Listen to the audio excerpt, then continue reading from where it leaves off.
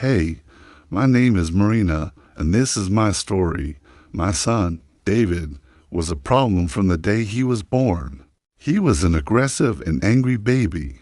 He would scream for hours every single day and would only stop when I picked him up and cuddled him close to my chest. People around me said that there was something wrong with me, that I was doing something wrong. But I knew in my heart I was doing everything right. It's just how he was. As David grew older, his tantrums got worse. When he was 3, he tried to strangle our dog because he wouldn't stop barking at him. I had to pull him off of our poor dog, who was yelping in fear. That was the last straw. I took him to the doctor, who diagnosed him with intermittent explosive disorder, ODD, conduct disorder, and ADHD. The doctor prescribed medication and therapy, but nothing really helped. When he was 16, David ran away from home after getting into a huge fight with me over dinner. He slammed the door behind him as he left, yelling that he would never come back, and he kept his promise. He didn't. For the next 3 years, I didn't hear from him. Then he called me out of the blue. He was 19 and sounded so sweet and nice. He apologized for being mean and asked if he could come over. I agreed, and he showed up at our doorstep with a bouquet of flowers and a big smile. We hugged. I was so happy he was back. He stayed for dinner and told us about his plans for the future. After he graduated high school, he enlisted in the Army. He wanted to be a sniper.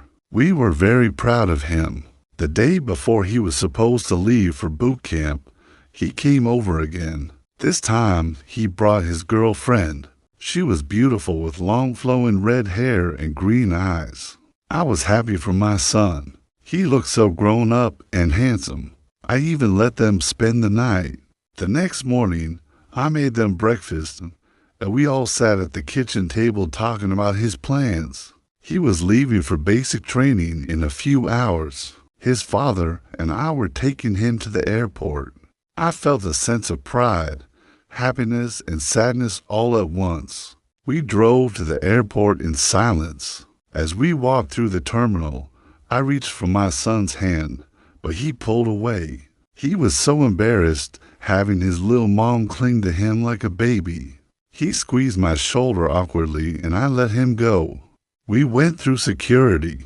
Then it was time to part ways. His father hugged him and handed him his duffel bag. I stepped forward to hug my son goodbye, but he turned away from me and pushed me to the side. "Don't touch me," he spat. I stared at him in shock. "What? Why?" I whispered. "You've always been so embarrassing. I can't believe I had to have you as my mother," he yelled. His father and I were stunned. He stormed off and disappeared through the gate. We watched him walk away, anger and hurt etched on his face. I couldn't believe what he had said. My sweet, angelic boy was gone. In his place was a monster who hated me. That's when I noticed something odd. My water bottle was on the security table. It wasn't there when I walked through the scanner. I picked it up and saw that it was sweating. I unscrewed the cap and took a sip. It was ice cold. How was it sweating? I turned to the security guard and asked, "Did you see a man fill my water bottle with ice water?" He leaned closer to me and whispered, "I saw him pour something else into your juice, ma'am." It all became clear to me then. David had laced my water bottle with sleeping pills. He wanted to knock me out so I wouldn't wake up until he was already on the plane. He wanted to put me in a deep sleep so I wouldn't be able to say goodbye to him. I wanted to scream at him, to tell him how much I loved him, but it was too late. He was gone. I collapsed into a chair and cried. The guard called for paramedics. I didn't care. I let them take me away. At the hospital, the doctor told me that David had slipped something into my water bottle, that I was lucky the guard had found it and called the paramedics. They gave me a sedative to help me sleep.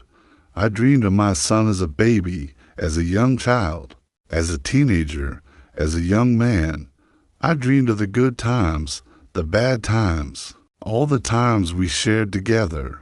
When I woke up, the sun was shining through the window. It was a beautiful day, but inside, I felt shattered.